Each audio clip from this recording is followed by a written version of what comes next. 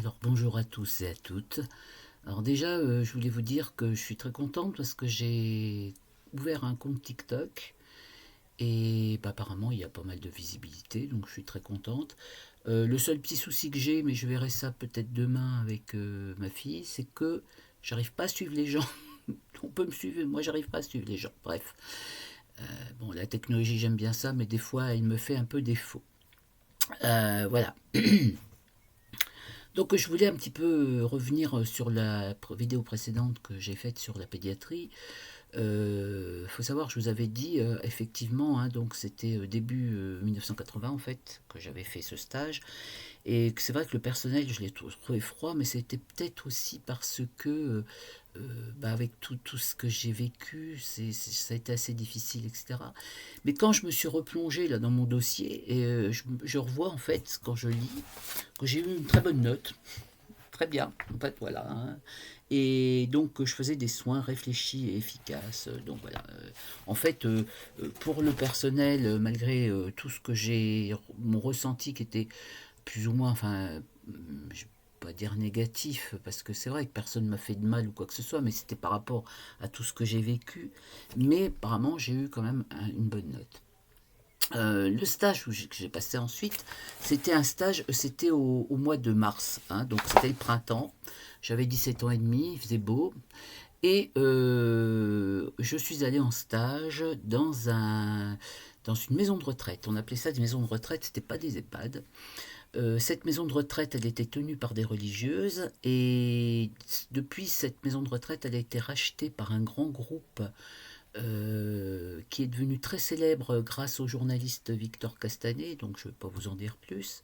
Mais bon, à cette époque-là, c'était les religieuses et j'avais eu la chance, entre guillemets, que une de mes amies, que je connaissais depuis la cinquième et qui habitait pas très loin de chez moi, qui était un peu plus âgée et qui avait plus de 18 ans et qui avait son permis, était elle aussi sur ce stage, on n'était pas au même étage, hein, et du coup elle m'emmenait tous les matins en voiture, ce qui était très bien parce qu'au niveau du bus, ouais. Et heureusement d'ailleurs parce que les 2 premiers jours, alors allez savoir ce que j'ai fait, je ne sais pas, je ne sais toujours pas. Les 2 premiers jours en fait, j'avais la tête qui tournait, j'avais des nausées, j'étais pas bien. Et j'ai tenu comme ça, mais difficilement. Et je me rappelle que ma collègue m'a dit, tu sais, la sœur, elle m'a demandé si t'étais pas enceinte. Pour ceux qui me connaissaient à l'époque, ça risquait pas. Enfin bref. Donc voilà. Donc je sais pas ce que j'avais fait, mais j'avais commencé ce stage comme ça. Alors, qu'est-ce que je peux dire sur ce stage?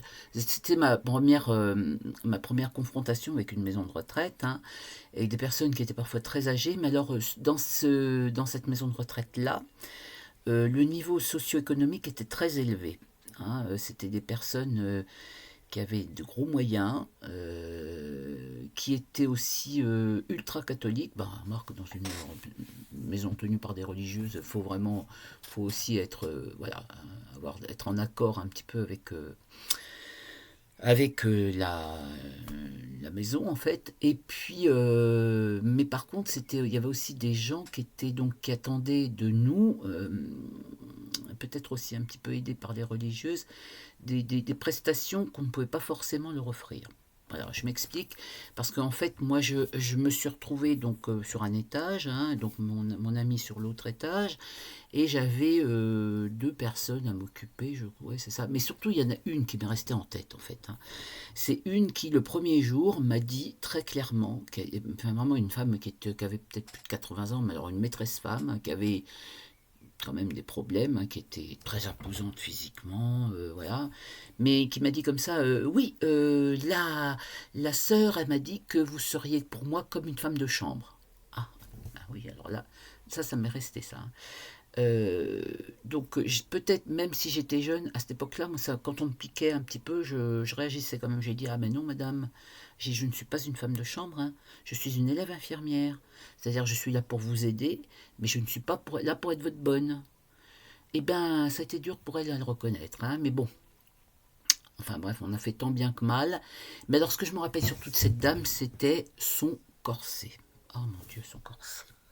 Alors, pour les jeunes qui... Enfin, je sais que... Je dis les jeunes, mais non, parce qu'apparemment, d'après ce que j'ai compris, ça revient à la mode, les corsets. Mais enfin, ce que je peux voir sur les différents sites, ce sont des corsets style très sexy, machin. Mais le, le corset de la personne en question, c'était ce que mettaient les braves dames comment dire, justement très prudes, etc.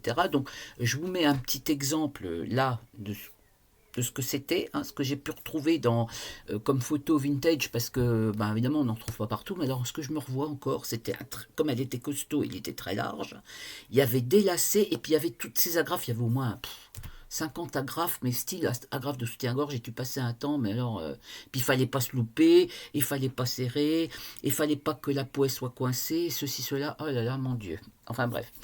Donc ce stage m'est resté pour l'histoire du corset, et aussi parce que, en fait, dans cette maison-là, c'était assez ancien, et beaucoup de personnes, lorsqu'elles décédaient, laissaient les meubles, le mobilier.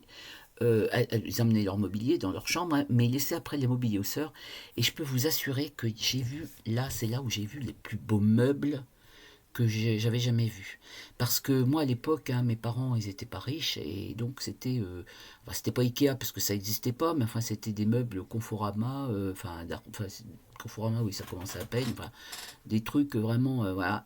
Et là, tu avais des meubles, mais alors, oh, c'était magnifique, magnifique. Et ça m'est resté. Et on en avait rediscuté avec ma copine, là, qui était dans le même cas que moi, parce qu'elle aussi, elle était d'une famille nombreuse. Et donc, voilà, alors ce qui fait que quand on revenait, enfin pendant nos trajets, on parlait des meubles. Voilà.